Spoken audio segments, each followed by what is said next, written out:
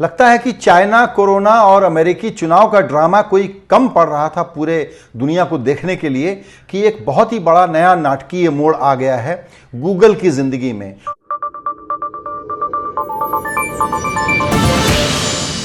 America का justice department अदालत चला गया है एक मुकदमा लेकर के, और ये एक बहुत बड़ा ऐतिहासिक मुकदमा हो सकता है क्योंकि इसमें कहा गया है कि गूगल अपने गलत एकाधिकार का प्रयोग करके कंपटीशन को खत्म करता है, कंज्यूमर विरोधी गतिविधियां चलाता है। यह मुकदमा 1 साल की सुनवाई हुई थी अमेरिकी हाउस में, कमिटी ने सुनवाई की थी। मजे की बात यह थी कि रिपब्लिकन और डेमोक्रेट कई वर्षों से इस बात पर एक मत हैं कि ये जो बिग टेक कंपनीज हैं ये देश का नुकसान पहुंचा रही हैं, दुनिया का नुकसान पहुंचा रही हैं, किसी कानून कायदे की गिरफ्त में नहीं है, तो इनकी जांच पड़ताल करना जरूरी है। इसी बैकड्रॉप में जो अटॉर्नी जनरल हैं विलियम बार, उन्होंने ये मुकदमा दायर किया है मंगलवार को, और इसका मतलब ये हुआ कि चुनाव के ठीक पहले जो राष्ट्रपति ट्रंप का एक वादा था वो भी पूरा हो गया है। तो इसमें पॉलिटिकल टाइमिंग का भी पक्के तौर पर ध्यान रखा गया है। तो इस बड़े मुकदमे से होगा क्या, इसको समझने के लिए 2-3 बातों का ख्याल रखना जरूरी है।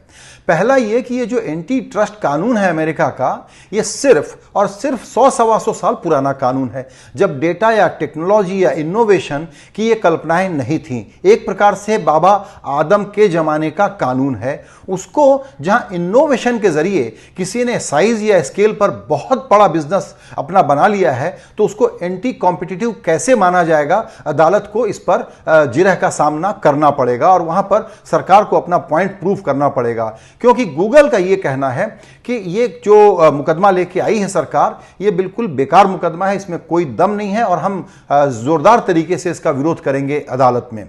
2 बातें हो सकती हैं, यह मुकदमा कई बरसों तक चल सकता है, आउट ऑफ कोर्ट सेटलमेंट हो सकता है।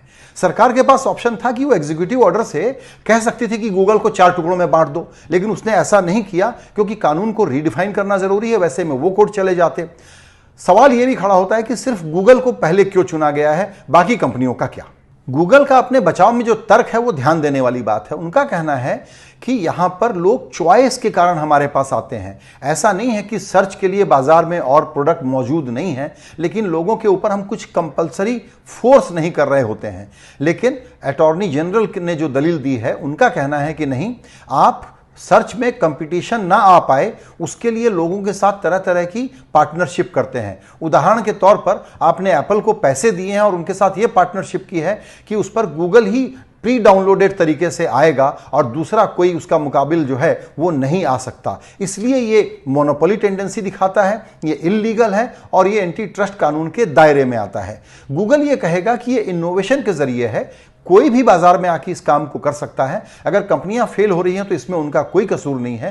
गूगल यह भी आंकड़ा देकर के बताएगा कि दरअसल उसकी तो सर्च और सर्च के विज्ञापनों से कमाई पिछले वर्षों में कम हुई है। 2018 में उसका मार्केट शेयर अगर 63% था डिजिटल एडवर्टाइजिंग सर्च इंजन के जरिए, तो अब घट करके वो 58% हो गया है। अमेजन उसके लिए ज्यादा बड़ा मुकाबला लेकर के आ रहा है, तो मुकदमे से ज्यादा उसको अमेजन का डर है क्योंकि वो अब करीबन 11% से बढ़ करके 17% मार्केट शेयर पर बैठा हुआ है। जो टेक कारोबार को फॉलो करते हैं उनमें से बहुत सारे लोग ये भी सवाल उठा रहे हैं कि जो दूसरी कंपनियां हैं, यहां पर तो कंपटीशन इस बात का है कि आप सर्च के जरिए विज्ञापन जुटा रहे हैं, लेकिन जो टॉक्सिक कंटेंट है, जो सामाजिक और आर्थिक और सांस्कृतिक जीवन में ज्यादा बड़ी बुराइयां पैदा कर रहा है, उसको कंट्रोल करने के लिए जो डिजिटल कंपनियां हैं उनके लिए आप क्या करेंगे। जाहिर है कि बहुत दिनों से यह बात हो रही है कि ये जो इंटरमीडियरीज होते हैं, जो एग्रीगेटर प्लेटफॉर्म होते हैं, इनके ऊपर कोई भी कंटेंट सवार हो जाता है और उसकी किसी के प्रति कोई जिम्मेदारी या लायबिलिटी नहीं है। इसको कैसे मैनेज किया जाए। दरअसल हुआ क्या है, हुआ यह है कि ये टेक कंपनियां जब बहुत बढ़ गई तो शुरू में सत्तारूढ़ दल, सरकारें इनके साथ हुआ करती थी। मान लीजिए कि आपको गूगल स्ट्रीट व्यू बनाना है तो सरकारें मदद कर रही थी। आज वो इनका मोनोपोली प्रोडक्ट हो गया है, तो अब राइवल्स की शिकायत के कारण कहें या सरकारों को भी लग रहा है कि उनसे ज्यादा ताकतवर कोई कैसे हो सकता है दुनिया में।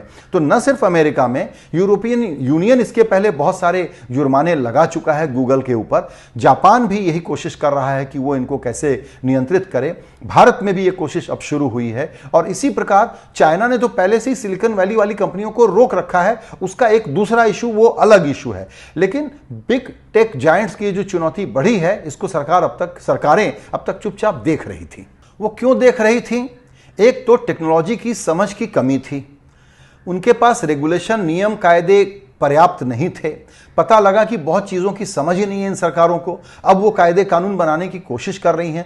तो तब तक आप यूं समझें कि अमेरिका में ये बिजनेस माउंट एवरेस्ट के जितना बड़ा हो चुका है और पूरी दुनिया में इन 4 कंपनियों का, गूगल सिर्फ अकेला $1 ट्रिलियन का उसका वैल्यूएशन है। जो 4 बड़ी कंपनियां हैं, एप्पल, अमेजन, फेसबुक और गूगल, जिनका पेरेंट कंपनी का नाम है अल्फाबेट, इनको मिला लें तो ये $5 ट्रिलियन की कंपनी है। भारत की जीडीपी का, मौजूदा जीडीपी का करीब करीब 2 गुना। इससे आपको अनुमान लग सकता है कि ये कंपनियां कितनी ताकतवर हो गई हैं।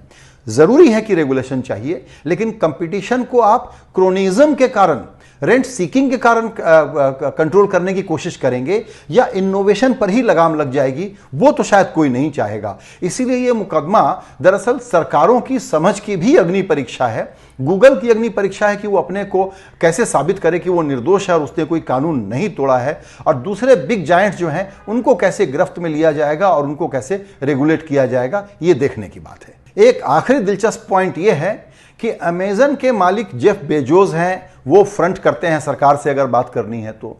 मार्क जकरबर्ग फ्रंट करते हैं फेसबुक को अगर बात करनी है तो।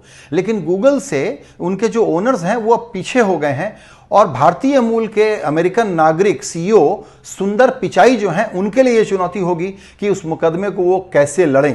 क्या यह मुकदमा माइक्रोसॉफ्ट की तरह का हश्र देखेगा कि सालों साल चलने के बाद एक अंडरवेमिंग कंप्रोमाइज हो जाएगा और कुछ सेटलमेंट कर लिया जाएगा, या दरअसल गूगल के सामने एक बहुत बड़ी चुनौती आ गई है और सारी टेक कंपनियां जो हैं उनको इसकी जद में लिया जाएगा और नए रेगुलेशन आएंगे। और अगर अमेरिका में आएंगे तो ऐसी एक मिसाल सेट होगी कि दूसरे देश भी उसको कॉपी करने की कोशिश करेंगे। तो गूगल टैक्स से लेकर के तरह तरह की कार्रवाइयां की गई हैं। अब देखना होगा कि टेक जायंट्स के खिलाफ सरकारी या राजनीतिक मोर्चेबंदी क्या रंग दिखाने वाली है आने वाले दिनों में।